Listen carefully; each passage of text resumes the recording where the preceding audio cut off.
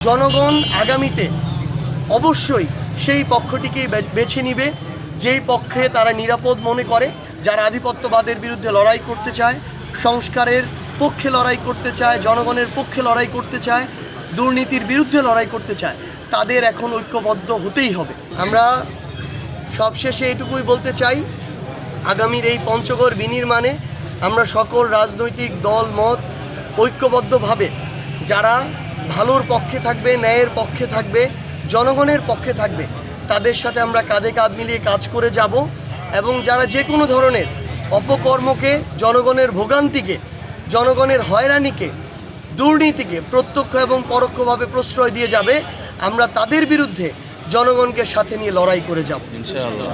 এবং সর্বশেষে এটুকু বলতে চাই যে আজকে থেকে নির্বাচনের আরেকটি অধ্যায় শুরু হলো। আমরা একটি সুষ্ঠু, স্বচ্ছ, নিরপেক্ষ একটি নির্বাচন চাই।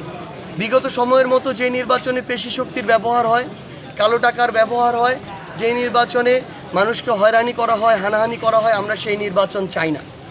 আমরা 11 দলীয় যে সমমনা যে জোট, নির্বাচনকালীন জোট, আমরা আমাদের জায়গা থেকে সর্বোচ্চ উদারতা দেখাবো এবং আমরা নির্বাচনের সকল বিধি মেনে চলার জন্য আমাদের জায়গা থেকে সর্বোচ্চ চেষ্টা করব। অন্যান্য যারা দলীয় প্রার্থী রয়েছেন, আমরা তাদের কাছেও এই ধরনের সহযোগিতা প্রত্যাশা করি। আমরা স্পষ্ট করে আমাদের জায়গা থেকে বলতে চাই যে আমরা আমাদের জায়গা থেকে সর্বোচ্চ উদারভাবে সহযোগিতার মানসিকতা নিয়ে আগামী নির্বাচনে অংশগ্রহণ করব। আমরা বিশ্বাস করি আপনারাও সেই জায়গায় এগিয়ে আসবেন এবং ইনশাআল্লাহ জনগণ আগামীতে অবশ্যই সেই পক্ষটিকেই বেছে নিবে যেই পক্ষে তারা নিরাপদ মনে করে, যেই পক্ষকে তারা সকল অপকর্মের বিরুদ্ধে মনে করে এবং যেই পক্ষকে তারা জনগণের পক্ষে মনে করে। খুব স্বাভাবিকভাবেই যে কোনো একটি বড় সিদ্ধান্তের ক্ষেত্রে এই সিদ্ধান্তের পক্ষে এবং বিপক্ষে মত থাকতেই পারে।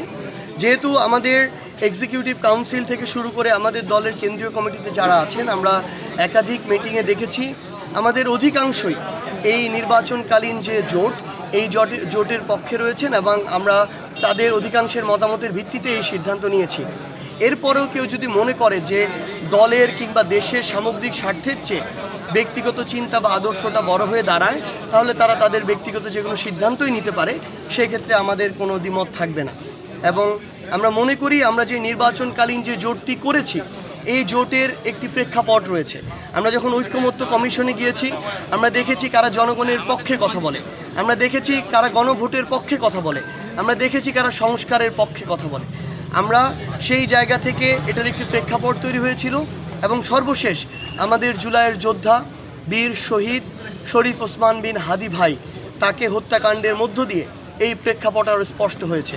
আমরা আগামীর বাংলাদেশে মনে করি যারা আধিপত্যবাদের বিরুদ্ধে লড়াই করতে চায়, সংস্কারের পক্ষে লড়াই করতে চায়, জনগণের পক্ষে লড়াই করতে চায়, দুর্নীতির বিরুদ্ধে লড়াই করতে চায়, তাদের এখন ঐক্যবদ্ধ হতেই হবে এবং সেই লক্ষ্যকে সামনে নিয়ে আমরা সমমনা 11 জোট ঐক্যবদ্ধ হয়েছি।